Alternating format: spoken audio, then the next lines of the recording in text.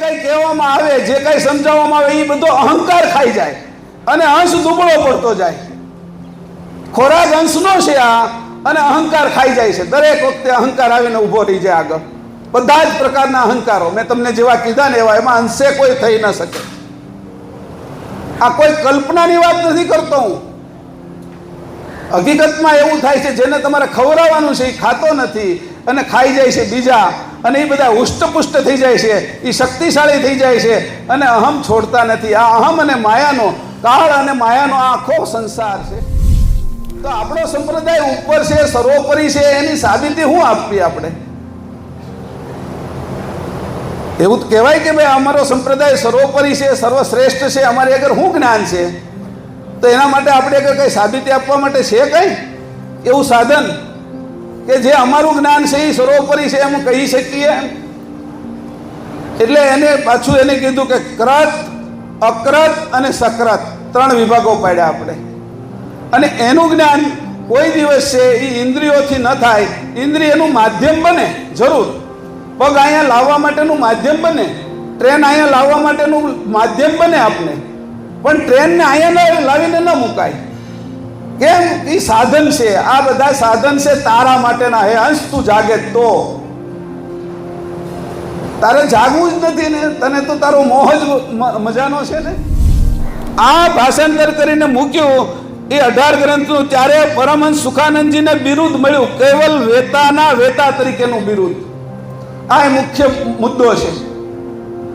કેવલના વેતા, ના વેતા સુખાનંદજી. કેવલના વેતા કોણ? પરમગુરુ. અને પરમગુરુના વેતા સુખાનંદજી. તો કે એને બિરુદ આપવામાં આવ્યું, સંપ્રદાયે બિરુદ આપ્યું. જે જાણતા હતા એ લોકો એને બિરુદ આપ્યું કે આની પછીના 100, 150, 200 વર્ષ, 500 વર્ષ પછી આ ગ્રંથો અમર થવાના છે. ઉપજણના અંશ સપનું લાવે છે, એને અલ્પ સમૃદ્ધિ આપેલી છે. એટલે સપના વિશે ઉપજણનો અંશ છે એ આ સપનું લાવે છે આપને. અને આ સપનું કેવલ કરતાનું છે. આ જાડું સપનું છે. આમાંથી કાંઈ લઈને નહીં જવાનું. ભલે ગમે એટલી મોટી આપણી મોટાઈ હોય, ગમે એટલી મિલકત મોટી હોય, ગમે એટલું જ્ઞાન મોટું હોય, ગમે એટલું પદ મોટું હોય, છેલ્લે મરવાનું એક વાળ લઈ જવાની છૂટ નહીં. આ સપનું જ છે. નવી નવી માના કુટકે જન્મા કરવું અને મર્યા કરવું, આના સિવાયનો કોઈ તને કઈ અભ્યાસ થયો? અને જે શરીર છે એને તું જ તારું સમજવા માંડ્યો. તારી બુદ્ધિ નહીં, તું તારી સમજવા માંડ્યો. તને જે આવડત છે, તારું જે પદ છે એને તું સમજવા માંડ્યો. મારું વડાપ્રધાનનું પદ છે, મારું મુખ્યમંત્રીનું પદ છે, આ કાંઈ તારું છે નહીં. चैनल को सब्सक्राइब करिए, बेल आइकन दबाइए, ये वीडियो ज्यादा से ज्यादा लोगों तक पहुंचे.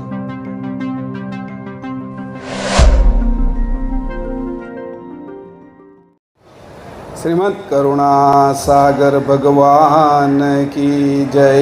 સત કેવલ સાહેબ. અહીંયા ઉપસ્થિત બધા સાધુ સંતોના ચરણમાં પ્રણામ કરી અને હું આ જે કંઈ થોડુંક વાત કરવાની છે એ શરૂ કરું છું. 2 દિવસ અહીંયા બીજો દિવસ છે અને આમે તે પૂરો થવા સુધી આવી ગયો છે. ઘણા સંતોએ પોતાની અમૃતવાણી આપને બધાને પીરસી છે. જેવી જેની લાયકાત હતી એ પ્રમાણે એની પાન કર્યું છે, ગ્રહણ કર્યું છે અને પચાવી છે. એટલે એવું કાંઈ દેખાતું મને નથી કે કાંઈ બાકી રહેવા દીધું હોય સંતોએ. સંતોએ બધું જ કહી દીધું છે. સુખાનંદજી વિશેની નાનામાં નાની બાબત એ પણ કહેવાઈ ગઈ છે. પરમગુરુની બધી વાતો કહેવાઈ ગઈ છે. કૈવલધામની વાતો કહેવાઈ ગઈ. તો મારા ભાગે કાંઈ બાકી રહેતું નથી. પણ છતાંય બધાનો આગ્રહ હતો અને ઘણા લોકો બહારથી એ રીતે નક્કી કરીને આવ્યા હતા કે મહેશભાઈ તમે ત્યાં હશો ને? મેં કીધું હા હશે એમ. પણ આપણે તો અહીંયા આજે આ 3 દિવસ સંતોની વાણી સાંભળવાની હતી. સંતોની વાણી સાંભળી અને જે આપને અનુકૂળ થાય એ બધી વસ્તુ લેવાની હતી અને એ આપણે બધાએ ગ્રહણ કર્યું અને હજી કાલે કરવાના છીએ. સુખાનંદજીની 5-6 વાતો એવી હતી જે આપને સ્પર્શ કરે એવી હતી. એટલે આખા આ જે કાર્યક્રમ છે એમાં મને 5-7 મુદ્દા જે લાગ્યા પરમહંસ સુખાનંદજી વિશેના, તો એની હું થોડી ટૂંકમાં વાત કરી દઉં. એટલે પરમહંસ સુખાનંદજીનો જન્મ ગુજરાતના ખેડા ચાંગાવતી એટલે ચાંગા ગામમાં સંવંત 1946 શ્રવણ વદ ત્રીજના દિવસે ઈસવીસન તારીખ 3/8/1890 થયો હતો. એટલે આ 1890 થી 1948 સુધી એનું કાર્યક્ષેત્ર છે. આ જીવન બાળપણ તો પછી એનું જે રીતે આપણું જતું હોય એ રીતે ગયું હોય, અને ત્યાર પછી એની જે રીતે સાધનાઓ કરી હોય એની વાત હોય. બીજું હતું, એ 16 વર્ષની ઉંમરના હતા ત્યારે રૂપિયાપુરા પેટલાદ ગામે કાયમપંથી મહંત શ્રી દામોદરદાસજી અને એમના ગુરુ હતા નરવેદ સાગર મહારાજ, એની પાસે એની દીક્ષા લીધી. આ બીજો મુદ્દો હતો સુખાનંદજીનો. કાયમપંથમાં ક્યારે આવ્યા, કાયમપંથની આ ખબર ક્યારે પડી, તો એ 16 વર્ષના હતા ત્યારે આવ્યા. ત્યાર પછી તેઓ અભ્યાસ અર્થે ઉત્તર ભારતમાં અને હરિદ્વાર ગયા, અને હરિદ્વાર જઈ અને 5 વર્ષ ત્યાં રહ્યા. 5 વર્ષ છે એ ત્યાંથી પોતે છે એ ત્યાં શિક્ષણ લેતા હતા, સંસ્કૃત ભણતા હતા, અને અહીંથી છે એ અભ્યાસ માટેના પૈસા બારડોલી તાલુકાના માણેકપુર ગામના ગંગાબા કરીને એને મોકલતા 5 વર્ષ સુધી. આવી રીતે અહીંથી પણ સંતો ત્યાં જાય એને મદદ કરતા હતા ગૃહસ્થી ગંગાબા. તો આપણા પણ સંતો કાંઈ કાર્ય કરતા હોય એની અંદર પણ આપણે ગૃહસ્થીઓએ મદદ કરવી જોઈએ. એ ગંગાબાએ આપણે શીખવાડી, જેથી કરીને સુખાનંદજી છે એનો પૂર્ણ અભ્યાસ કરી શક્યા. ત્રીજી વાત હતી, એ અભ્યાસ કરતાં કરતાં અને અભ્યાસ પૂરો કરીને ઋષિકેશ, કનખલ, લક્ષ્મણઝુલા, બદ્રિકાશ્રમ, કૈલાસ પર્વતની તળેટ એટલે માનસરોવર સુધી પગપાળા જોખમી યાત્રા કરી હતી. અને આ જોખમી યાત્રામાં ફરતા ફરતા અનેક સંતો, સાધુ સંતો, સિદ્ધો, મહંતોના દર્શન કર્યા, અને એની સાથે છે એ ધર્મનો વાર્તાલાપ કર્યો અને સત્સંગ કર્યો. એમાંથી એક સિદ્ધ સંત હતા, એ ઉત્તર કાશીમાં હતા, અને એ સિદ્ધ સંત પાસે સુખાનંદજી મળવા જાય છે. ઉત્તર કાશી એટલે ઋષિકેશથી પણ ઉપર જવાનું. અને ઉત્તર કાશીની અંદર એ ત્યાં સિદ્ધ સંત હતા, એટલે એને મળવા ગયા કે જીવનનું લક્ષ્ય શું છે, જીવન કઈ રીતે જીવવું જોઈએ, અને મારે છે મારું ધ્યેય શું જોઈએ, લક્ષ્ય શું જોઈએ, એવી ઘણી વાતો એની કરી. ત્યારે પહેલાં સિદ્ધ સંતે એને જવાબ આપ્યો કે તમે બાહ્ય ઇન્દ્રિયો દ્વારા અભ્યાસ કરેલું મેળવેલું જ્ઞાન બધું ભૂલી જાઓ. મુદ્દો મુખ્ય હતો, તમે જે બાહ્ય ઇન્દ્રિયો છે એના દ્વારા અભ્યાસ કરી મેળવેલું જે જ્ઞાન છે એને તમે ભૂલી જાઓ.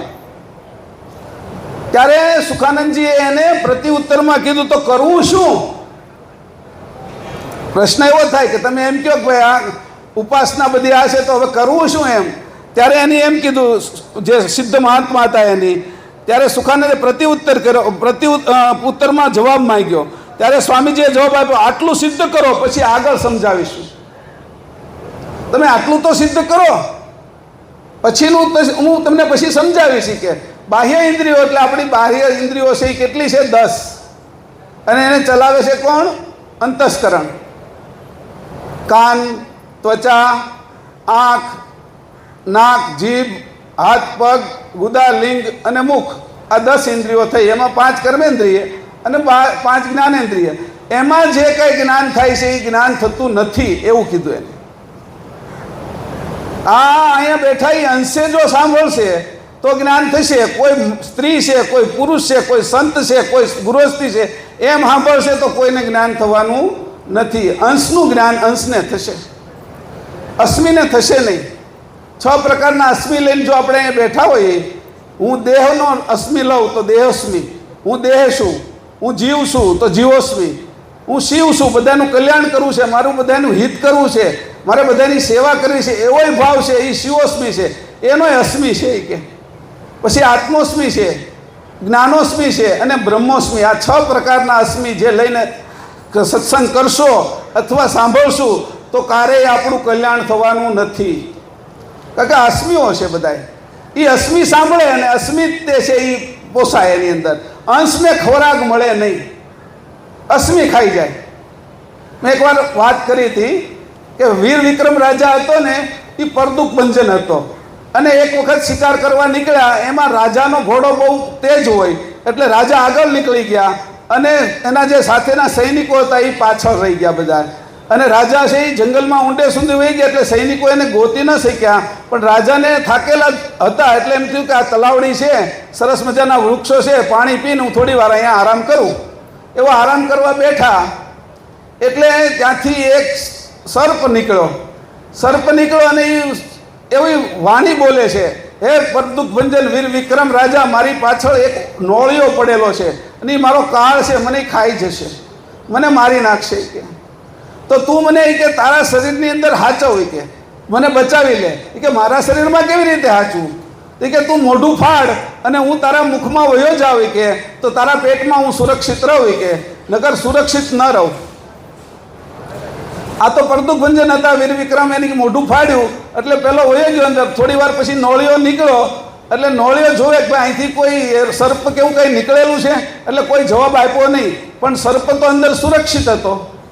હવે રાજા વીર વિક્રમ હતા એ પરદુખભંજન હતા એટલે એના પેટની અંદર લાય નહોતી લાગતી, ઠંડક હતી. એ ઠંડકની અંદર છે એ સર્પને બહુ મજા આવવા માંડી કે આ તો સરસ મજાનું ઘર છે, આમાંથી હવે કાંઈ નીકળાય એવું નથી કે. એટલે વીર વિક્રમે કીધું કે હવે નોળિયો વયો ગયો છે, કલાક થઈ ગઈ છે કે હવે તું બહાર નીકળ. કે હું હવે બહાર નહીં નીકળું કે. આવી રીતે આપણી અંદર અહંકાર ઘૂસી જાય છે. પછી હવે રાજા જે ખાય જે પીવે એ બધું જે સારું હોય એ બધું સર્પ ખાઈ જાય. સર્પ મોટો થતો જાય અને રાજાના જે પગ અને હાથ હતા એ દોરડી જેવા થઈ ગયા, પેટ આપણે માટલા જેવું થઈ ગયું. એવી રીતે દોણી જેવું પેટ થઈ ગયું ને હાથ પગ દોરડી જેવા થઈ ગયા. ઘણોય સમય સુધી આવી રીતે થયું. જે કંઈ આપો એ બધું છે એ સર્પ ખાઈ જાય અને રાજા છે એ શરીરમાં દુબળો પડતો જાય. એમ અહીંયા જે કંઈ કહેવામાં આવે, જે કંઈ સમજાવવામાં આવે એ બધો અહંકાર ખાઈ જાય અને અંશ દુબળો પડતો જાય. ખોરાક અંશનો છે આ અને અહંકાર ખાઈ જાય છે. દરેક વખતે અહંકાર આવીને ઊભો રહી જાય આગળ. બધા જ પ્રકારના અહંકારો મેં તમને જેવા કીધા ને એવા, એમાં અંશે કોઈ થઈ ન શકે. આ કોઈ કલ્પનાની વાત નથી કરતો હું. હકીકતમાં એવું થાય છે જેને તમારે ખવડાવવાનું છે એ ખાતો નથી અને ખાઈ જાય છે બીજા, અને એ બધા હુષ્ટપુષ્ટ થઈ જાય છે, એ શક્તિશાળી થઈ જાય છે અને અહમ છોડતા નથી. આ અહમ અને માયાનો, કાળ અને માયાનો આ આખો સંસાર છે. એમાંથી પરમગુરુ છોડાવવા આવ્યા તો કીધું કે તું જોઈ કે બાહ્ય ઇન્દ્રિયોથી જે કાંઈ થાય છે એ બધું તો એ ખાઈ જાય છે. અંશની આંખ ખોલવાની કીધી હતી. હમણાં વાત કરી ને કે ભાઈ દેખો નિજ નયન તુમારે. નિજ નયન એટલે શું? તારા પોતાની આંખ, આ તો તારી શરીરની આંખ છે. આપણો સંપ્રદાય બધા કરતા મોટો છે એવું આપણે કહી શા માટે? અથવા અમારું જ્ઞાન બધાથી સર્વોપરી છે એનો શું અર્થ? એની સાબિતી શું? એના ઉદાહરણ શું? શંકર ભગવાનના મંદિરે એટલું જ ગણદી રહે, આપણી કરતાં વધારે. માતાજીનું જે હોય અંબાજીનું મંદિર, પછી તમે ત્યાં જાઓ ઊંઝાની અંદર તો ઉમૈયા માતાનું મંદિર એટલી જ ગળદી રહે, અને શનિવાર હોય તો હનુમાનજીના મંદિરે એટલી ગળદી રહે. તો આપણો સંપ્રદાય સર્વોપરી છે. મસ્જિદોમાં એટલી ગળદી રહે, રોડ ઉપર નમાજો પડે લોકો. ખિસ્તીઓની અંદર જાઓ તો ખિસ્તી એટલા બધા. આપણે તો આખી દુનિયામાં કદાચ 50 લાખ હોય તો હોય સંપ્રદાયના બધા. ઓલા તો 200 કરોડ લોકો છે. તો આપણો સંપ્રદાય ઉપર છે, સર્વોપરી છે, એની સાબિતી શું આપવી આપણે? એવું કહેવાય કે ભાઈ અમારો સંપ્રદાય સર્વોપરી છે, સર્વશ્રેષ્ઠ છે, અમારી આગળ શું જ્ઞાન છે? તો એના માટે આપણે આગળ કંઈ સાબિતી આપવા માટે છે કંઈ એવું સાધન કે જે અમારું જ્ઞાન છે એ સર્વોપરી છે એમ કહી શકીએ?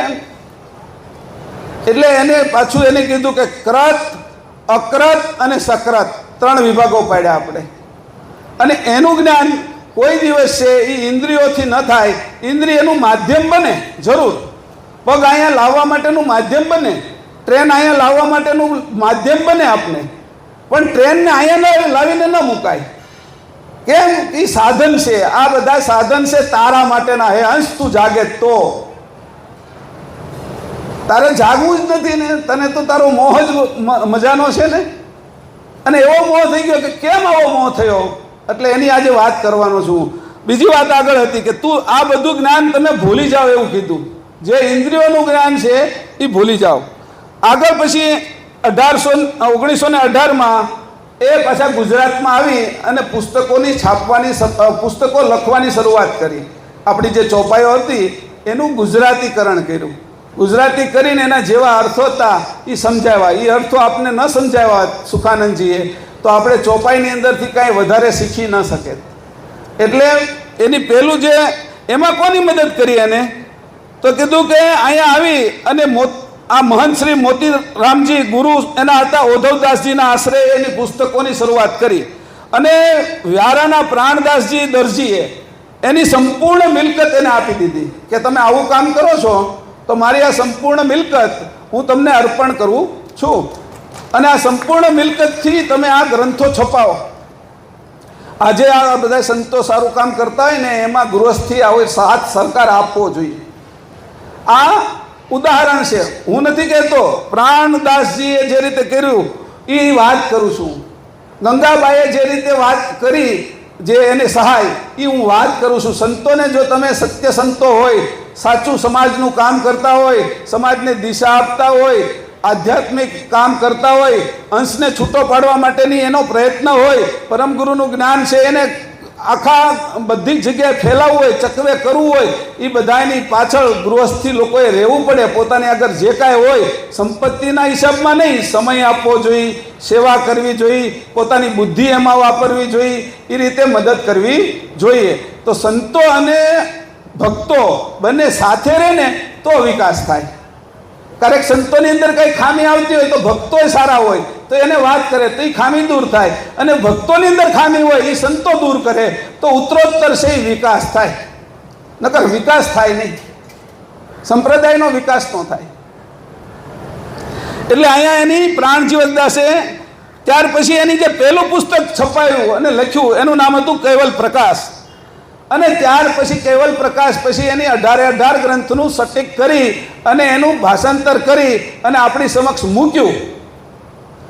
આ ભાષાંતર કરીને મૂક્યું એ 18 ગ્રંથનું. ત્યારે પરમહંસ સુખાનંદજીને બિરુદ મળ્યું, કૈવલ વેતાના વેતા તરીકેનું બિરુદ. આ એ મુખ્ય મુદ્દો છે.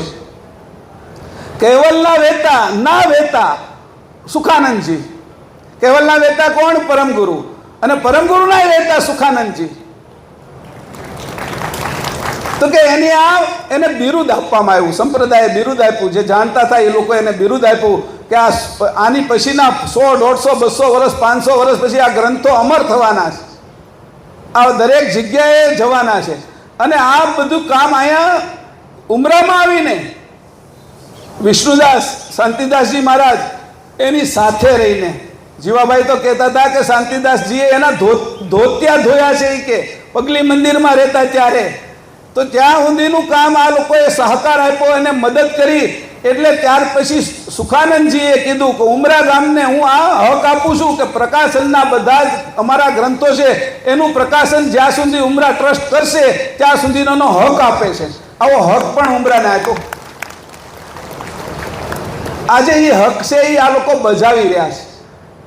નિરંતર પ્રકાશન શરૂ જ છે. 1000 પુસ્તકો છપાયા કરે છે. અને એમાં કાંઈ જે બાકી રહ્યું હોય, નાની મોટી ભૂલ રહી હોય તો એનું સટીક કર્યા કરીએ છીએ. કારણ કે છાપકામની અંદર ઘણીવાર ભૂલ રહી જાય.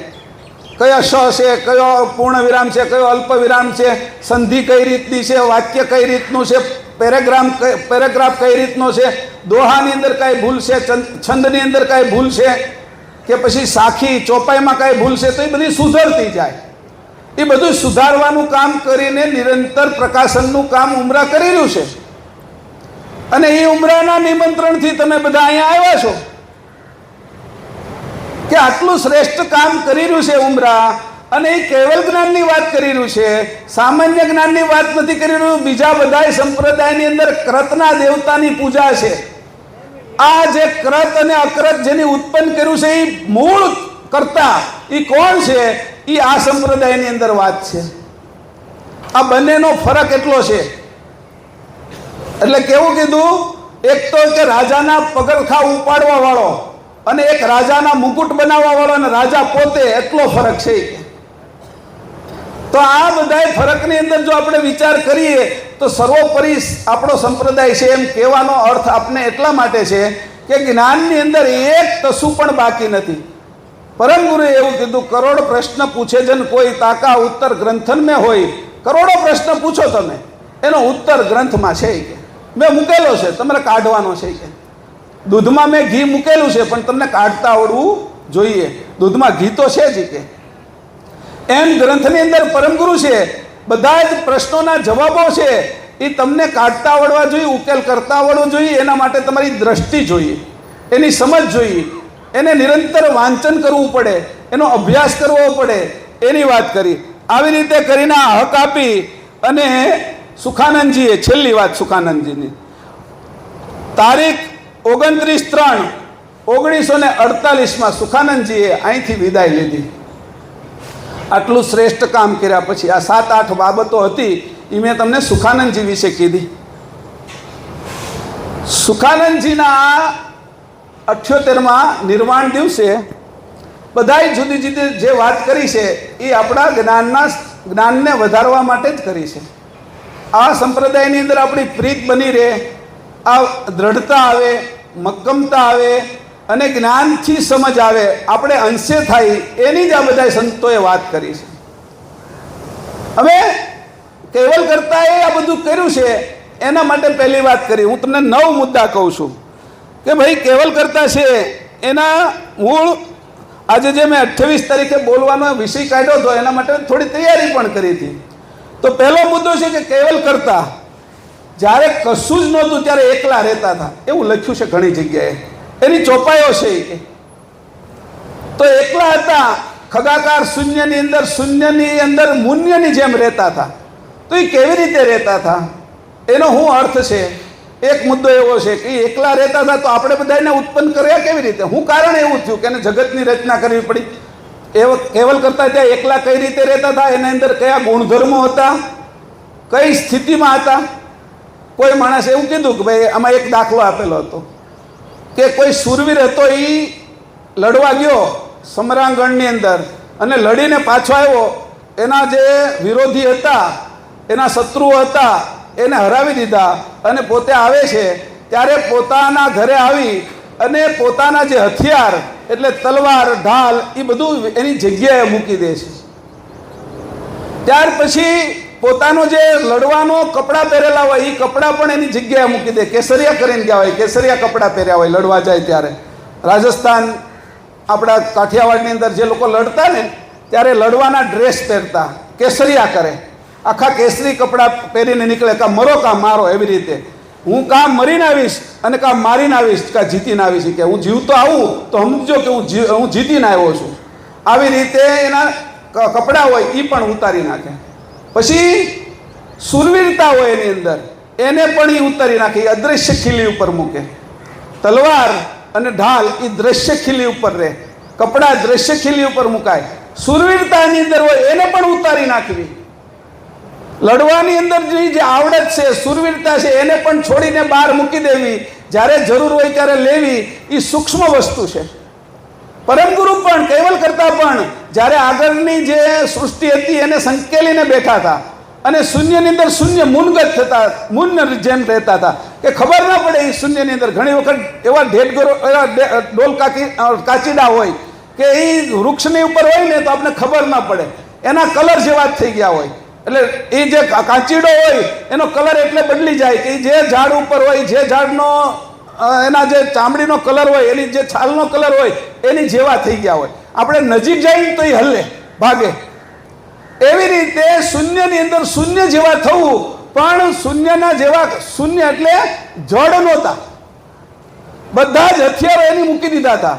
આ જે ક્રિયા કરવાના હથિયારો મૂકી દીધા હતા, બધા જ પ્રકારની જાણ છોડી દીધી હતી. હવે જાણની શું જરૂર છે?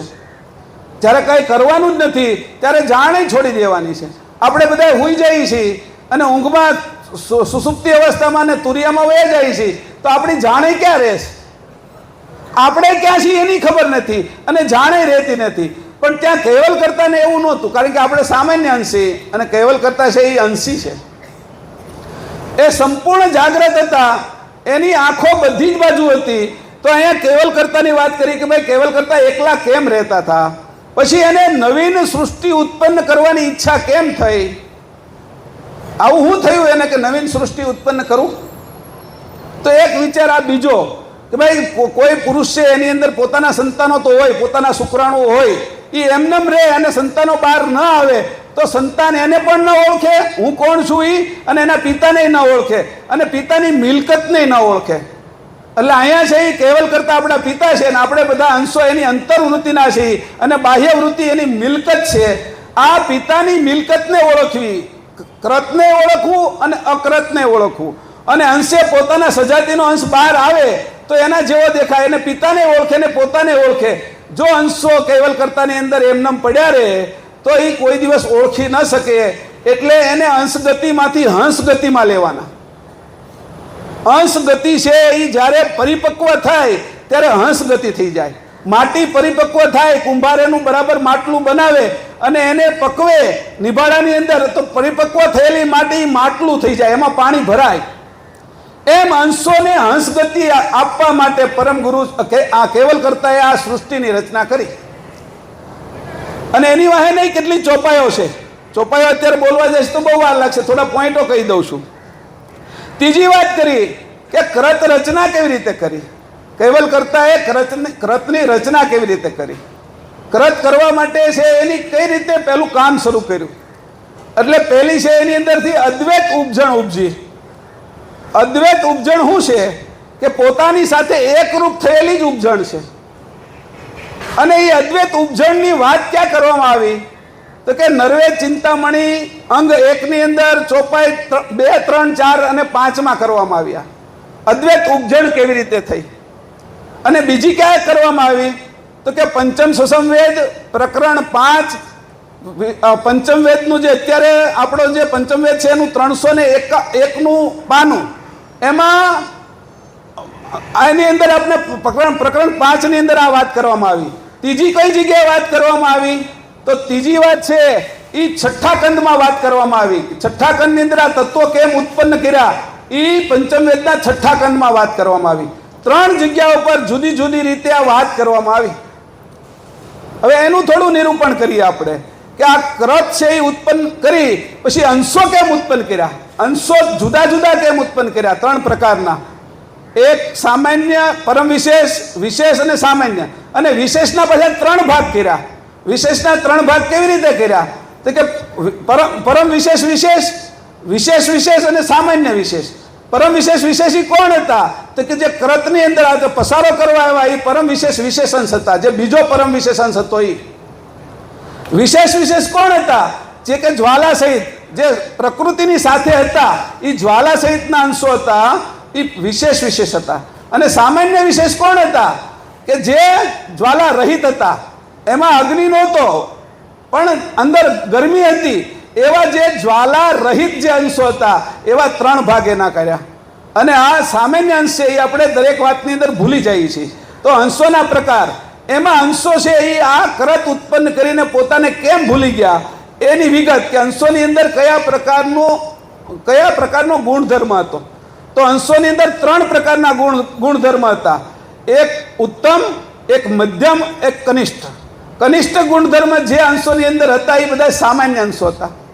એ શું કરે? તત્વની આરે જાય એટલે તત્વને તો ચેતન કરે પણ પોતે પોતાને ભૂલી જાય.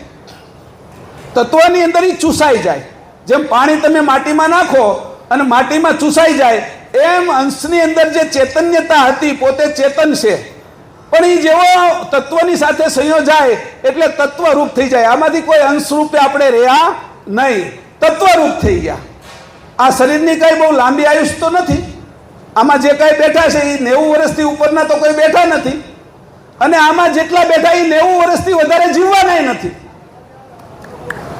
આટલી આયુષ જે છે એ તત્વના શરીરની આયુષ સાથે અંશ એવો એકરૂપ થઈ ગયો કે એને એવું લાગવા માંડ્યું કે હું શરીર છું.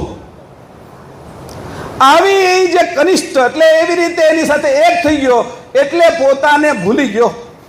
આ પોતાને જે ભૂલવા પણ હતું અંશનું એ પોતાને કેમ ભૂલ્યો, તત્વની સાથે કેમ સંયોજાણો એની એક વાત. પછી આગળનો વિષય હતો આ જગત નિરંજનથી નીચેનું એ કેવી રીતે ચાલે છે. આપને ખબર છે બધાને કે ભાઈ ભૂમિ તત્વની માત્રા શું છે? તો કે ગંધ માત્રા, જળ તત્વની રસ માત્રા, અગ્નિ તત્વની રૂપ માત્રા, વાયુ તત્વની સ્પર્શ માત્રા, આકાશ તત્વની શબ્દ માત્રા. હવે કયો કે ભાઈ રજોગુણની માત્રા કઈ ખબર છે? કોઈને ખબર છે રજોગુણની માત્રા? અકાર. જે ઓમની અંદર અકાર ઉકાર ને મકાર આવે ને એમાં રજોગુણની માત્રા છે અકાર, સત્વગુણની માત્રા છે ઉકાર અને તમોગુણની માત્રા છે મકાર.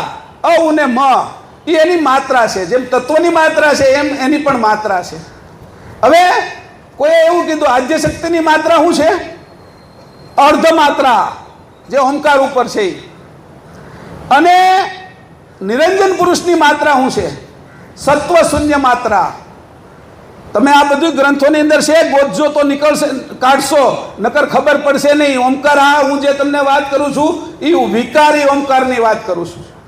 વિકારી ઓમકાર 72 તત્વની નીચે આવે અને એની ઉપરનો જે ઓમકાર છે, જે 84 તત્વની ઉપરનો, એની હમણાં વાત કરીશ. જે નર્વે ચિંતામણી અંગ 1 ની અંદર આપવામાં આવ્યું છે એ, અને પ્રકરણ 5 આપવામાં આવ્યું છે એ, અને એની સાથે તે જે છઠ્ઠા ખંડમાં આપવામાં આવ્યું છે પણ એમાં તત્વો આપવામાં આવ્યા છે, એની ઉપરના તત્વો નથી આપ્યા. જે શુદ્ધ ઓમકાર છે એ આ ઓમકાર છે એ વિકારી છે ને વિકારી ઓમકારની અંદર આવ્યા એટલે આપણે ભૂખ તરસ લાગી ને ભૂખ તરસ લાગી એટલે આપણે એના મય થઈ ગયા. એટલે અંશને હંમેશા છે એ આધ્યાત્મિક એક પ્રકારનો ઉપપરિતાપ લાગ્યો. ભૂખ તરસ મટતી નથી. ભૂખ તરસ આધ્યાત્મિક ઉપપરિતાપ છે. અને ભૂખ તરસ જન્મો ત્યારથી માતાના ધાવણની, એને ધાવવાની ઈચ્છા થઈ, એને પોષણ કરવાની ઈચ્છા થઈ, મરે ત્યાં સુધી કરે. પક્ષીઓ હોય તે રાત દિવસ એના માટે, કીડી પણ રાત દિવસ ખાવા પીવા માટે, મનુષ્ય રાત દિવસ ખાવા પીવા માટે દોડે. ગામડે ન મળતું હોય તો સુરત આવે, સુરત એમથી ન મળતું હોય તો મુંબઈ જાય, મુંબઈ ન મળતું તો અમેરિકા જાય. વધારે પ્રમાણમાં સારું ખાવા પીવા મળે એના માટે પક્ષીઓ રાતની મહેનત કરે. એ વિકારી ઓમકારના કારણે. હવે એક શુદ્ધ ઓમકાર છે. જે શુદ્ધ ઓમકાર છે એ 84 તત્વની ઉપર શરૂ થાય છે અને એ ઓમકારની માત્રા છે એની અંદર જે નિરંજન પુરુષ બને છે એ અમૃતમય ભાસ માત્રાની અંદરથી નિરંજન પુરુષ બને છે. શુદ્ધ અર્ધ માત્રાની અંદરથી અવ્યાકૃત ઉત્પન્ન થાય છે. આક્રાંત માત્રાની અંદરથી શુદ્ધ તમોગુણ ઉત્પન્ન થાય છે. શાંત માત્રાની અંદરથી શુદ્ધ સતોગુણ ઉત્પન્ન થાય છે અને અમિત માત્રાની અંદરથી શુદ્ધ રજોગુણ ઉત્પન્ન થાય છે. એ શુદ્ધ ઓમકાર છે. અને અચરદ્વા શુદ્ધ ઓમકાર બોલી અને પરમગુરુની આરાધના કરી ત્યારે પરમગુરુ હાજર થયા. એ શુદ્ધ ઓમકાર. એટલે તમને ધ્યાનમાં આવે કે ઓમકાર 2 પ્રકારના છે. એક પસારામાં આવ્યો છે અને એક પસારાની બહાર છે. હવે એની વાત અહીંયા કરવા જઈશું. આ બધું જ આ બુકની અંદર લખી નાખ્યું છે. જે જગ્યાએ ગ્રંથમાં આપ્યું છે એના આમાં રેફરન્સ પણ આપ્યા છે. પાના નંબર, ચોપાઈ, એના રેફરન્સ આપ્યા છે. બરાબર તત્વનું રાખ્યું છે. હવે અંશ તત્વ સાથે કેવી રીતે મળ્યો અને એ પોતાને કેમ ભૂલી ગયો. કુંભના મેળાની અંદર ગયા હોય ને એટલા બધા એની અંદર એકરૂપ થઈ ગયા હોય, એને આપણે કુંભના મેળાથી અલગ થયા જ નહીં તો આપણે એની સાથે એકરૂપ થયા તો આપણા ઘરે પાછા પહોંચી શકીએ નહીં. કુંભના મેળામાં તો ઘણા અન્નક્ષેત્ર હતા, ઘણી છાવણીઓ હતી, ત્યાં રહેવાનું, ખાવાનું, પીવાનું, નાહવાનું બધું ફ્રી હતું. એટલે કોઈને એમ છે મજા જ અહીંયા આવે છે. એમ અંશોને આ બાજુ આ તત્વની મજા લેવામાં અંશ પોતાના ચેતન સ્વરૂપને ભૂલી ગયો અને જળ તત્વની સાથે એકરૂપ થઈ ગયો. જે એને અનુભવ કરવા માટે હતા એને એ પોતે એવું સમજી ગયો કે હું છું. આજે આંખ છે એ તમને સાધન છે. ચશ્મા તમે કહેવાઓ, ચશ્મા આપણે પહેરાવે તો આપણે તો ન કહેવાય ને, ચશ્મા અલગ છે ને, તો આંખે અલગ છે. આ ચશ્મા તો તમે ઘરે જાવશો, સૂઈ જશો ત્યારે કાઢી નાખશો અને એકવાર લાંબી ઊંઘ આવશે ત્યારે આ આંખના ચશ્મા નીકળી જશે.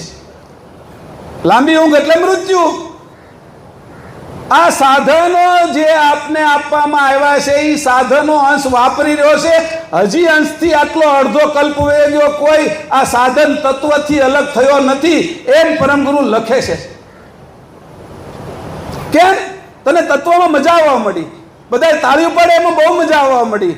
તને તું બધું બધાને પોષણ આપે છો અને કંઈક દાન કરે છો અને તને માળા પહેરાવે છે, હાર સન્માન કરે છે, સ્ટેજ ઉપર બોલાવે છે, એમાં મજા આવવા મળી. આ મજા લેવામાં તું તારું સ્વરૂપ ભૂલી ગયો, આ સ્વાદ લેવામાં તારું સ્વરૂપ ભૂલી ગયો, આ સંગીત સાંભળવામાં તારું સ્વરૂપ ભૂલી ગયો.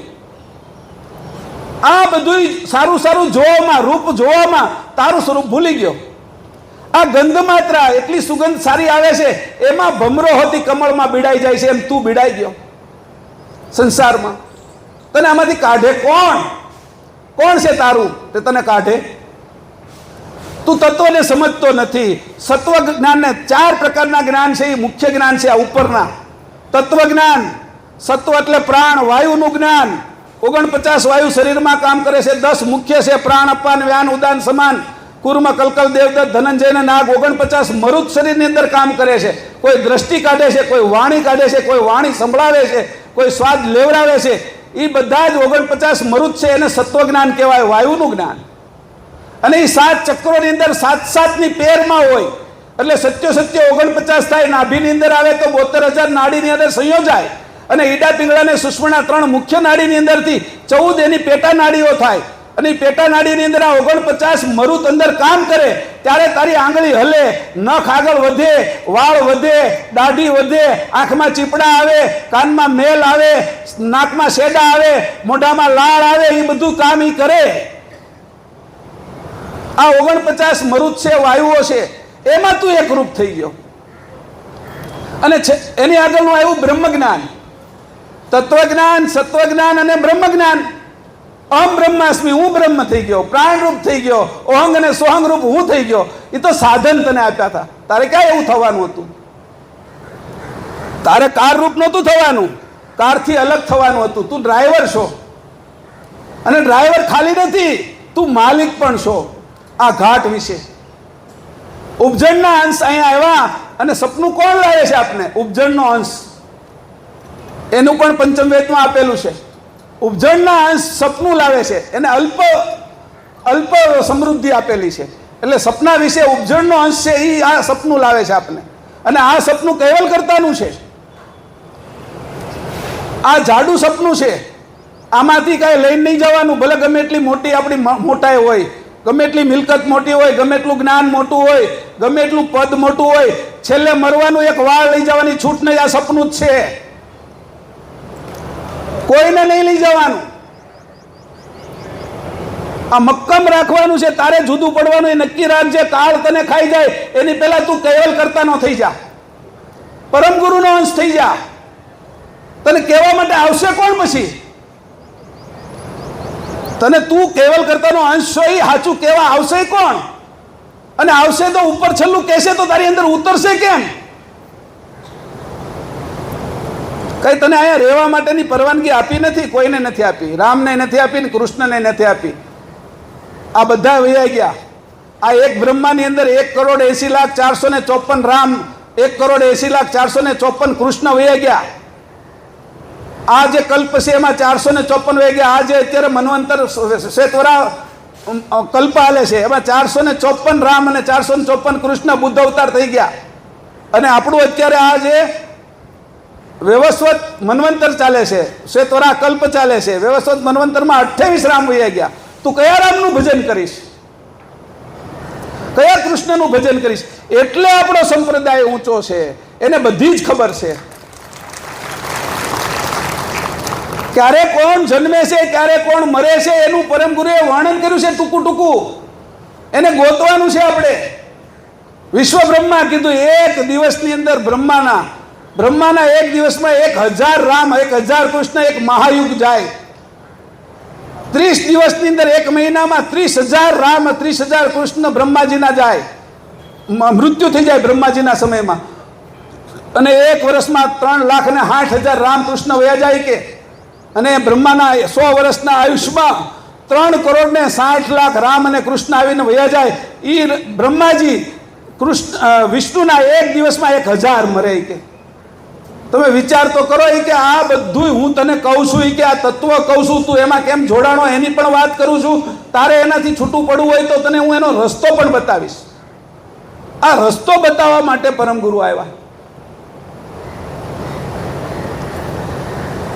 અત્યારે આ બધા યુગની અંદર ફર્યા જ કરવું છે, ચારે ચાર યુગની અંદર, સતયુગ, ત્રેતા, દ્વાપર, કલયુગ, 71 ચોકડી જાય તો 1 મન્વંતર પૂરું થાય, 14 મન્વંતર પૂરા થાય તો બ્રહ્માનો દિવસ પૂરો થાય, રાતના 14 મન્વંતર જાય એટલે રાત દિવસ પૂરા થાય. ત્યારે હું ભટક્યા જ કરવું છે? આ કાળનો કોઈ અંત નથી. આ કાળ બધાને ખાઈ જાય છે, કોઈને છોડતો નથી. એક અંશને છોડે છે, જો તું અંશે થાતો. કારણ કે અંશ સિવાય કાળ છે, એ કાળ બીજા બધા. અને આત્મા અકર્તા છે, એને છોડે તો એ બ્રહ્મનો અંશ છે, એની અંદર કર્તૃત્વ નથી. તારી અંદર કર્તૃત્વ છે, તું કૈવલ કર્તાનો અંશ છો. તારે છૂટું પડવાનું છે આ તત્વોથી. એટલે તત્વને તારે જાણવા પડશે. તત્વ કેમ ઉત્પન્ન થયા, હું એની અંદર કેમ જોડાણો છું, એ જોડાણ કેવી રીતે છે, એમાંથી મારે કેમ છૂટવું, એ તારે જાણવાનું છે. એટલે અહીંયા કીધું તને છોડવા માટે આ જગતની રચના કઈ રીતે થઈ અને આ જગત કેમ ચાલે છે, અને કૈવલ કરતા સુધી હું અંશ કેવી રીતે પાછો પહોંચું. હંસ ગતિ લઈને, હંસ ગતિ છોડીને હંસ ગતિએ જવાનું છે. કે આના અનુભવો લઈને જા તું.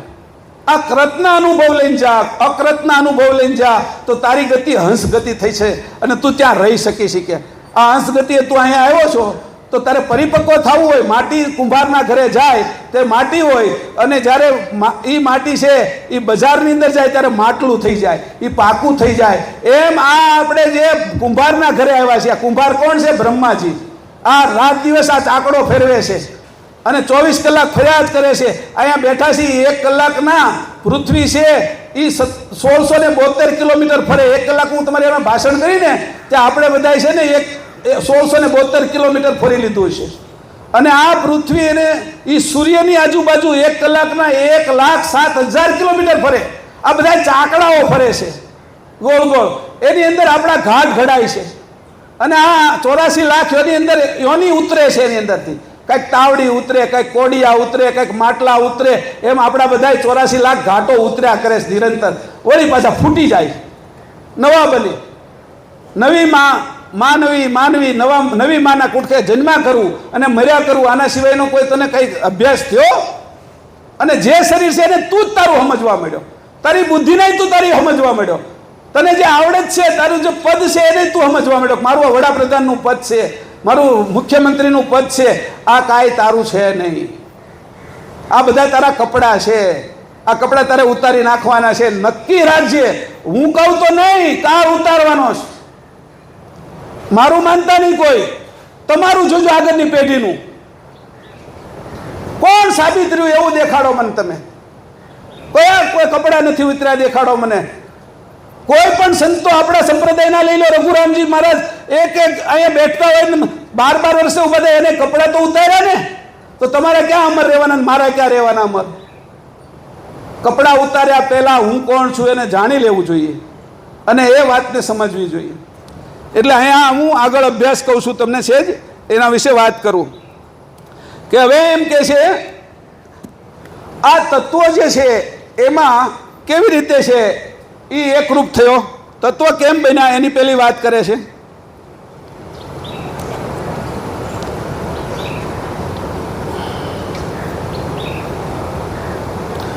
પંચમ વેદની અંદર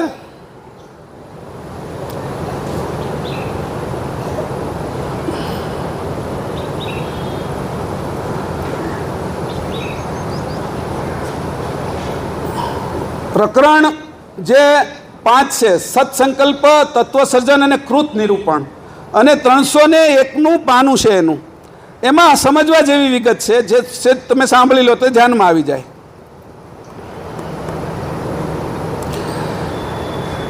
સસંવેદ સત્સંકલ્પ. સત્સંકલ્પ શું થયો પરમ ગુરુને, અને સંકલ્પ થયો પહેલા શું થયું? સંકલ્પ થયા પહેલાની જે વાત હતી એ પણ જાણવા જેવી છે. કેવલ કરતા કેવા હતા અને કેવલ કરતા કેવી રીતે રહ્યા હતા? તો કેવલ કરતા મૂળ જ્યારે એકલા હતા ત્યારે કેવા હતા? અનામી, અનંત, બ્રહ્માંડાધીશ, વિશ્વકર્તા, સર્જનાર, પુરંજન પુરુષ. આજ સક્રત, સ્વરાજ, કરુણેશ, કૈવલ, એને જે આપણે વિશેષણો લગાડાઈ, એની અંદરથી કોણ ઉત્પન્ન થયું? પરમ ચૈતન્ય મહદ સુજાન જાન સ્વરૂપ હંસ પુરુષ. એ કેવી રીતે હતા? અદ્વૈત ઉપજણ. એ અદ્વૈત ઉપજણ જે ઉત્પન્ન થઈ એમાંથી શું થયું? તો એની અંદરથી 2 દ્રષ્ટિ ઉત્પન્ન થઈ. એક અંતર દ્રષ્ટિ, એક અંતર બાહ્ય દ્રષ્ટિ. હજી અંદર ને અંદર જ છે, હજી બહાર કાંઈ આવ્યું જ નથી. કેવલ કરતાજી એમ જ છે. આપણી અંદર આપણે જે રીતે વિચાર કરતા હોય એવી રીતે અંતર દ્રષ્ટિમાંથી અંતર હેતુ ઉત્પન્ન થયો અને અંતર બાહ્ય દ્રષ્ટિમાંથી અંતર બાહ્ય હેતુ ઉત્પન્ન થયો. આ બે હેતુ ઉત્પન્ન થયા.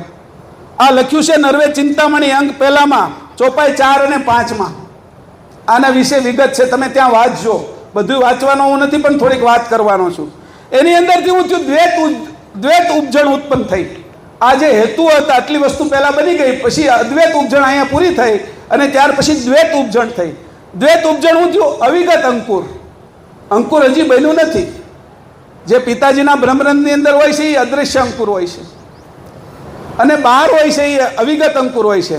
અને કેવલ કર્તાની અંદર મૂળ અંકુર જે છે એ અલૌકિક અંકુર હોય છે. અને જે પિતાજીના બુંદ લિંગ માર્ગેથી જે બુંદમાં આવ્યું છે એ દ્રશ્ય અંકુર હોય છે. દ્રશ્ય અંકુરમાંથી આપણે બધા જીવ જંતુઓ બનીએ છીએ. આ પશુ પક્ષી જીવ જંતુ 18 લાખ જે વનસ્પતિ જાતિ છે એ અંકુરમાંથી બને છે. અને અંકુરની નિશાની ભાલ તિલક. ભાલ તિલકના પ્રકાર 4: બહિર, ભીતર, અભ્યંતર અને પાર. આ તિલકોની નિશાની, આ તિલક આપ્યું એ અંકુરની નિશાની છે. એવા અંકુર પણ 4 પ્રકારના.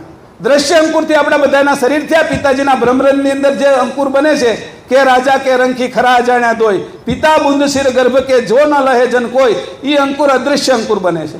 અને 12 અંકુર બને છે એ અવિગત અંકુર બને છે. કૈવલ કર્તાની અંદર હતું અલૌકિક અંકુર. અલૌકિક અંકુરની અંદર સુરતા, નૂરતા અને અક્કલ, આરત, ઐશ્વર્યતા અને ચૈતન્યતા, આ 6 રકમો તૈયાર થઈ.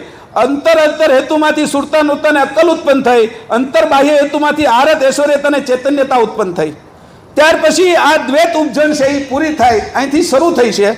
અને એની અંદર શુદ્ધ અભિમાન રૂપ ધારણા ઉત્પન્ન થઈ. શુદ્ધ અભિમાન રૂપ ધારણા કે મારે કંઈક કરવું છે. શુદ્ધ અભિમાન રૂપ ધારણા, એમાંથી અકળ વિચાર રૂપ સજાણપણું આવ્યું. વિચાર આવ્યો કઈ રીતે કરવું, એટલે એ સજાણપણું આવ્યું. અને એમાંથી જોવા જાણવા રૂપ ભાવના થઈ. મારી આગળ સાધનો શું છે, પૈસા કેટલા છે આ બધું કરવું હોય તો, બાહ્ય વૃત્તિ ક્યાં સુધી છે, અંતર્વૃત્તિમાં અંશો કેટલા છે, મારા સંકલ્પથી હું થવાનું છે, એ બધી વસ્તુની એને ખબર પડી. એનું નામ છે જોવા જાણવા રૂપ ભાવના. અને ત્યાર પછી શુદ્ધ સંકલ્પ થયો.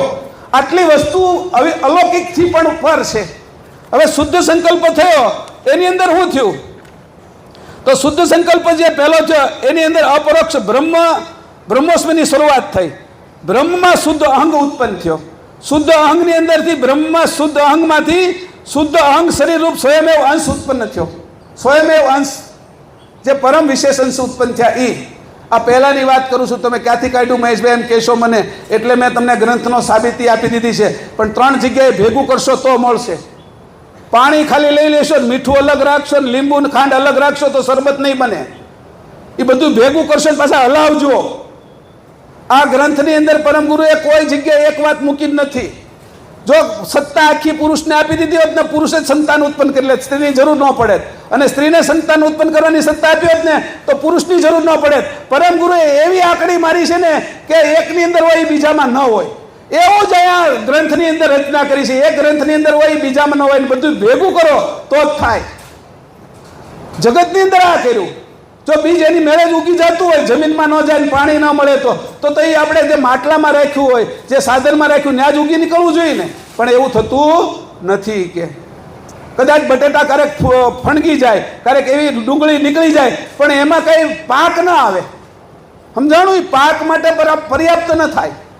આ વસ્તુ જોવાની છે. અહીંયા કીધું કે હવે આમાં શું થયું?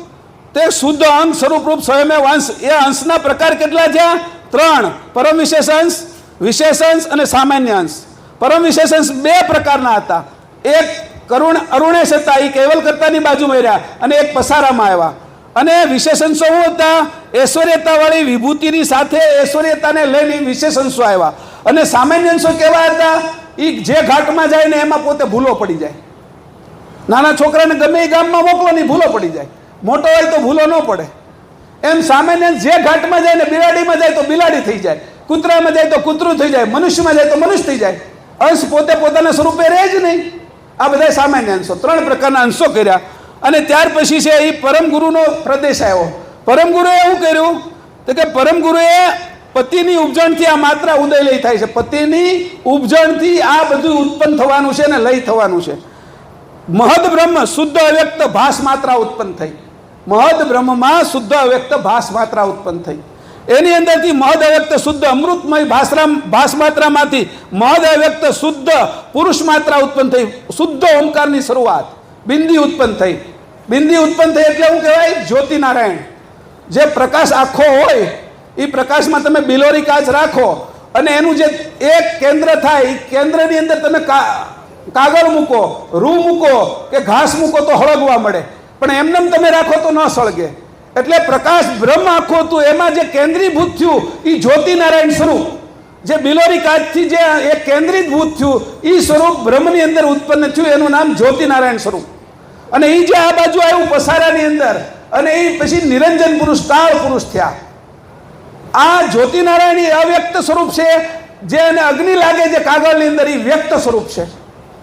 બિલોરી કાચ રાખો તમે એક બહિર્ગોળ લેન્સ અને કાગળ નીચે મૂકો, સૂર્યની સામે રાખો એટલે એક તીની જે એક કેન્દ્રિત થાય એ જગ્યાએ છે એ સળગવા મળે અને એ કેન્દ્રિત થાય એટલે ગતિ ઉત્પન્ન થાય. એમાંથી જે અગ્નિ લાગે એ પ્રગટ સ્વરૂપી નિરંજન પુરુષ આ બાજુનું, તોય અપ્રગટ છે. આ તમને જે વાત કરું છું કલ્પના નથી કરતો હું, તમારે અનુભવ પણ કરી લેવાનો. આ અનુભવ સિદ્ધ જ્ઞાન છે એટલે સર્વોપરી જ્ઞાન કીધું છે આને, કે બધાથી ઉપરનું જ્ઞાન હું તમને કહું છું એ આ છે. ત્યાર પછી મહદ અવ્યક્ત શુદ્ધ ભાસ માત્રામાંથી મહદ અવ્યક્ત શુદ્ધ પુરુષ માત્રા ઉત્પન્ન થઈ. જે શુદ્ધ ઓમકાર ઉપરની પહેલી બિંદી અવિગત આકાશ પ્રકાશ બ્રહ્મા જે બિંદી ઉત્પન્ન થઈ એ બિંદી મહદ અવ્યક્ત શુદ્ધ અર્ધ માત્રા થઈ. એમાંથી મહદ અવ્યક્ત શુદ્ધ અવ્યાકૃત ઉત્પન્ન થઈ. મહદ અવ્યક્ત શુદ્ધ આક્રાંત માત્રામાંથી મહદ અવ્યક્ત શુદ્ધ તમોગુણ ઉત્પન્ન થયો. મહદ અવ્યક્ત શુદ્ધ શાંત માત્રામાંથી મહદ અવ્યક્ત શુદ્ધ સત્વગુણ ઉત્પન્ન થયો. મહદ અવ્યક્ત શુદ્ધ અમિત માત્રામાંથી મહદ અવ્યક્ત શુદ્ધ રજોગુણ ઉત્પન્ન થયો. આ બધું હું તમને કહું છું ને એ કેવા ખાતર તમારે યાદ નથી રાખવાનું, પણ તમારે જોવાનું છે કે કર્તાએ કેટલું કર્યું છે ત્યારે આ થયું. આ પહેલું મનુષ્ય શરીર બન્યું ને એને 1,70,64,000 વર્ષ થયા. આપણે બધા મનુષ્ય શરીર લઈને 9 મહિને લઈ છીએ. તો પહેલું જે મનુષ્ય શરીર બન્યું આ પૃથ્વી પાણીમાંથી બહાર આવી એને 1,95,29,129,49,128 વર્ષ હાલે છે. એ પહેલું મનુષ્યનું શરીર બન્યું એ મનુ અને શત્રુપા હતા.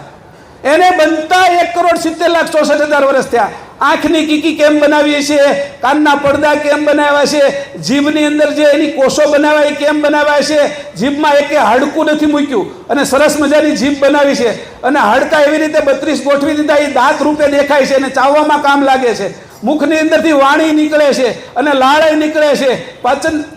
પચાવવા માટેનું છે એ ખાવાનો ખોરાક એને પણ એ ચાવે છે. અનેક પ્રકારની અંદર વસ્તુ મૂકી દીધી. એ જીભને તમે ગમે એટલું ચીકણું અડાડો એ જીભ ચીકાશ ના પકડે અને બાકીના શરીરમાં ગમે ના ચીકણું અડાડો, ઘી અડાડો, તેલ અડાડો, માખણ અડાડો ચીકાશ પકડે. જીભને તો એવું બધું બનાવ્યું. આંખની પાપડ બનાવી કરે વધી નહીં, દાઢી રોજ વધે છે. આ વિચાર કરવા જેવી બાબત છે. આ બધું કેમ બનાવ્યું છે? કાનના પડદા મૂક્યા એ ચામડીના, આંખની ડોળો એ ચામડીનો, જીભની ચામડી અને આ નાકની ચામડી બધા જુદું જુદું કામ કરે. આ સાંભળવાનું કરે, આ જોવાનું કરે, બધી ચામડી એ બનાવતા 1,70,64,000 વર્ષ થયા. પેલો મનુષ્ય બન્યો એને આ વાત કરું છું આ વખતેની આ કલ્પની. અને આજે આપને એમને મળી ગયું તો અંદર હું છે એની ખબર જ નથી. આ લોહી કેમ બને છે, આ લોહી કેમ ફરે છે, કિડની કેમ કામ કરે છે, હૃદય કેમ કામ કરે છે, લીવર કેમ કામ કરે છે, આંતરડા કેમ કામ કરે છે, મગજ કેમ કામ કરે છે, કાંઈ ખબર નથી આપને. આ ઓક્સિજન કેમ હું લઉં છું અને કાર્બન ડાયોક્સાઇડ કેમ કાઢું છું, એનું મશીન કેમ ગોઠવું છે, વીજળીનો કરંટ ક્યાંથી આપ્યો હશે, વીજળી ક્યાંથી ઉત્પન્ન થતી હશે, એની અંદર જનરેટર હશે કે બેટરી મૂકી હશે, કઈ રીતે કરતા હશે એ બધું ગોઠવતા એટલો સમય થયો. અંદર બધું હાલે છે ત્યારે આપણે હાલની છીએ. આ કઈ કલ્પના નથી. આ બધી વાત પરમ ગુરુએ કરી છે. એટલે કીધું હે હંસ તને મેં જેમાં બેહારે ને એને તું સમજી નથી શકતો. કૃતને ન સમજે ત્યાં સુધી તને કરતા કેમ મળે કે તારે પહેલા કૃતને સમજવું પડશે, તારા ઘાટને સમજવો પડશે. આ ઘાટની અંદરથી તું બધું કાઢે છો. જોતો ખરા હંસને કાઢીને જોઈ નથી શકતો તું. છેડા કાઢે, વાળ કાઢે, ચીપડા કાઢે, આંસુ કાઢે, થૂક કાઢે, મેલ કાઢે, પરસેવો કાઢે, લાળ કાઢે, પેશાબ કાઢે, મળ મૂત્ર કાઢે. આ બધું શરીરમાંથી નખ નીકળે છે, સંતાનો તારા શરીરમાંથી નીકળે છે. તો તને હજી જોઈ નથી શક્યો. તું કેટલો સમય વહી ગયો, તારું તને ખબર જ નથી. આ વાત કરે છે કેમ કે તત્વની સાથે તું એક રૂપ થઈ ગયો છો. તત્વને તે ચેતન કર્યા, એ જડ હતા, શરીર બધાના જડ છે, એને તે ચેતન કર્યા, પણ તું તારી ચેતનતા ભૂલી ગયો. એનું હું 100 રૂપિયાના નફાની સામે તે લાખોનો નુકસાન કરી દીધું. તે નફો 100 રૂપિયાનો કર્યો, આ જડ શરીરને તે ચેતન કર્યું. અને ચેતન કર્યું તો ભલે કર્યું, એ નફો કરવા હાટું કર્યું હતું. પણ તે તો તારી કરોડોની મિલકત, જે ચેતનતા હતી, તારું પોતાનું સ્વરૂપ, તારા કરતા, કેવલ કરતા અને આ જગતનો અનુભવ, આ ત્રણેય તું ભૂલી ગયો અને આ મોહની અંદર ફસાઈ ગયો છો. કેવા કેવા મોહ, અનેક પ્રકારના મોહ.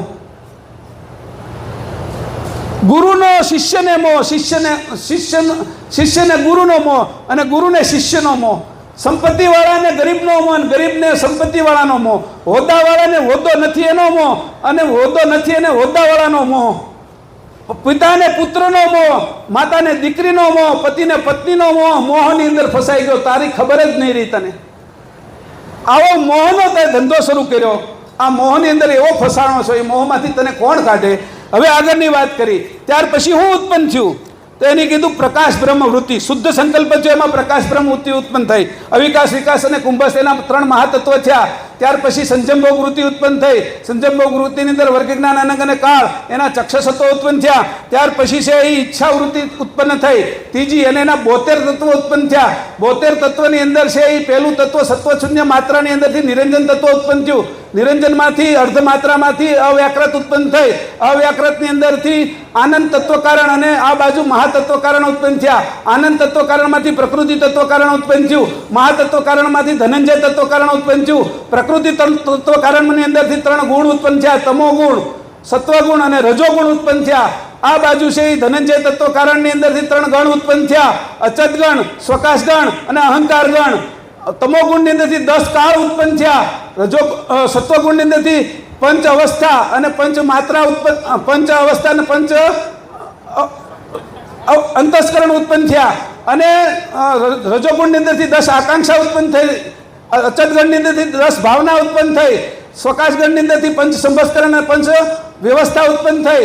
અને અહંકારગણની અંદરથી 5 માત્રા અને 5 ભૂત ઉત્પન્ન થયા. આ 72 તત્વના તારા 5 શરીર બન્યા છે. સ્થૂળ દેહ છે એ બન્યો, એ રજોગુણની 10 આકાંક્ષા અને અહંકારગણના 5 ભૂત અને 5 માત્રાથી બન્યો. 22 તત્વનો મૂળ દેહ બન્યો છે. પછી સૂક્ષ્મ દેહ બન્યો, એની 22 તત્વોનો બન્યો. સૂક્ષ્મ દેહ છે એ સત્વગુણ અને સ્વકાશગણ એના જે 22 તત્વોથી એ બન્યો. અને તમોગુણથી અને અચતગણથી કારણ દેહ બન્યો છે. મહાકારણ દેહ છે એ 4 તત્વ કારણથી બન્યો છે. અને 2 અવ્યાકૃત અને નિરંજનથી પરમ કારણ દેહ બન્યો છે. આ દેહની અંદર તું રમમાણ થઈ ગયો, ત્યારથી તું પોતે તને ભૂલી ગયો છો. આટલા તત્વો એ તને રોકી રાખ્યો છે. અને એ રોકાણ એટલું થયું છે ત્યારે હજી અડધો કલ્પ વહી ગયો, છતાં પણ હજી કોઈ કેવલ કરતા બાજુ પહોંચ્યા નથી. આ અસ્મિ કેવો લાગ્યો છે? અંશે થવાની વાતને કોઈને ગમતી નથી. અહંકાર વધારવાની વાત, અસ્મિ વધારવાની વાત બધાને ગમે છે. તો ક્યાંથી છૂટશો આપણે બધા? આ હું તમને જે વાત કરું છું ગ્રંથના આધારે કરું છું. આમાં ઘણું બધું છે. 1 કલાકના જેમ કીધું ને વિષ્ણુદાસજીએ કે અડધો કલાકમાં હું કહી શકું, એમ 1 કલાકની અંદર કે 5 કલાકમાં હું કહી શું શકું તમને? કેટલા કલ્પથી આપણે ફરી છીએ, કેટલા મન્વંતરો થઈ ગયા, કેટલા બ્રહ્મા વહી ગયા, કેટલા વિષ્ણુ વહી ગયા, કેટલા શંકર વહી ગયા, કેટલા આદ્યશક્તિ, કેટલા નિરંજન. બ્રહ્મનો પ્રકાશ ક્યાં સુધી વ્યાપક છે અને કેવલ કરતાના અંશો આ બાજુ કેટલા આવ્યા છે, પારાવાર આવ્યા છે. જેમ સૂર્યની અંદરથી કિરણો આવે એમ કેવલ કરતાની અંતર્વૃત્તિના અંશો તમે જ્યાં જોઈ ના, કીડી, મકોડી, પશુ, પક્ષી, જીવ, જંતુ, મનુષ્ય સહિત બધામાં આવ્યા છે. એમાંથી કોઈ ભાગ્યશાળી અંશ હશે એ આમાંથી બહાર નીકળશે. કઈ બધાને લઈને પરમગુરુ ગયા નથી. આયા જે આવ્યા છે ને એની ખોજ જો સાચી હશે ને મક્તમ થશે, આના માટે જો એની પવિત્રતા હશે અને પોતે જે એ નક્કી કરશે કે મારે મુક્ત થવું છે, મારે છે એ મનુષ્ય નથી થવું એવું જ્યારે નક્કી કરશે ત્યારે એને પરમગુરુ ગ્રંથની અંદરથી પોતાનું સ્વરૂપ સમજાવશે અને એ પોતાની અંદર ઉતારશે ત્યારે અંશ પોતે પોતાના સ્વરૂપે થશે. આ અંશની વાત કરું છું. આ કોઈ તમારા ઘાટની વાત નથી કરતો, તમારો અહંકાર પોષવાની વાત નથી કરતો, અહંકાર તોડવાની વાત કરું છું. કોઈનું ગમે એવડું પદ હશે, કોઈનું બચવાનું નથી. કોઈ કલ્પના ગમે એ કરે, બધું જ અહીંયા નાશ પામવાનું છે. હું આ જ્યાં સુધી કહીશ ત્યાં સુધી માયાના અહંકાર દૂર રહેશે. ઊભા થશો ને એટલે તરત માયાના અહંકાર પકડી લેવાના છે. એટલી જ વાત સમજજો તમે. થોડી વારે ખમવાનું નથી આમાં. મારો સમય પૂરો થઈ ગયો છે, આરતીનો સમય છે, એટલે હું અહીંયા વાત પૂરી કરું છું. પણ આ મહત્વનો વિષય છે કે ગ્રંથમાં હું છે, બધાય કરતાં મોટો સંપ્રદાય હું છે. સુખાનંદજી હું કહેવાને આવ્યા, સુખાનંદજી હું કહીને ગયા. તારું સ્વરૂપ આ ગ્રંથમાં છુપાયેલું છે. પરમગુરુની સાથે તું બેઠેલો છો. પરમગુરુનું સ્વરૂપ જેવું છે એવો તું અંશ છો, સજાતી. તું થોડો વિજાતી છો, તું એની સજાતીનો છો. એટલે તારે ઊભું થવાનું છે આમાં. આ વાત કરવાને સુખાનંદજીએ છે એ પોતે પોતાનું અર્પણ કર્યું છે. આ અર્પણને આપણે આજે છે એ આપણા માથે ચડાવવાનું છે કે સુખાનંદજીની દરેક વાત ઉપર, દરેક ગ્રંથનો નિરંતર અભ્યાસ કરીશ અને અભ્યાસના કારણે હું મારું સ્વરૂપ પ્રગટ કરીશ. આમાં કંઈ મારો સ્વાર્થ નથી. તમારે કરવું હોય તો કરવાનું, ન કરવું તો મને શું ફરક પડે? આપણે કાંઈ કોઈ અહીંયા છે એ પરમગુરુ નથી કે અંશોને તારવવા આવ્યા હોય. હું તમારી જેવો છું, આ બધા સંતોય તમારી જેવા છે. તમે કરશો તો તમારા કામનું છે. આ કાંઈ અમને કોઈને કે કાંઈ બીજા કોઈને કામ લાગવાનું નથી. એટલે તમે અભ્યાસ કરો, વારંવાર અભ્યાસ કરો, નવી નવી રીતે વિચારો, નવી નવી સમજણ ઉત્પન્ન કરો અને સાથે જ્યાં અટવાતા હોય ત્યાં વિચાર કરો. કોઈ આપ્ત પુરુષ હોય, કોઈ જાણનારા હોય, એને પૂછો અને આગળનો રસ્તો પ્રાપ્ત કરો. શ્રીમદ કરુણા સાગર ભગવાન કી જય. સત કેવલ સાહેબ. स्वराज कवण शैवल करता की कृष्ण स्वामी महाराज की श्रीमंत करुणा सागर भगवान की नरेंद्र सागर महाराज की महान तपस्वी रघुराम महाराज की परमहंस सुखानंद महाराज की विष्णुदास जी महाराज की शांतिदास जी महाराज की शीतलदास जी महाराज की सरजुदास जी महाराज की अवचरदास जी महाराज की रुद्रदास जी महाराज की सर्वे संतन की सर्वे देवन की नाम संप्रदाय की कायम पंथ की ज्ञान संप्रदाय की गुरुगादी सारसापुरी की कैवल धाम के तथा सत्संग समाप्ति का जय जय सत्केवल साहे.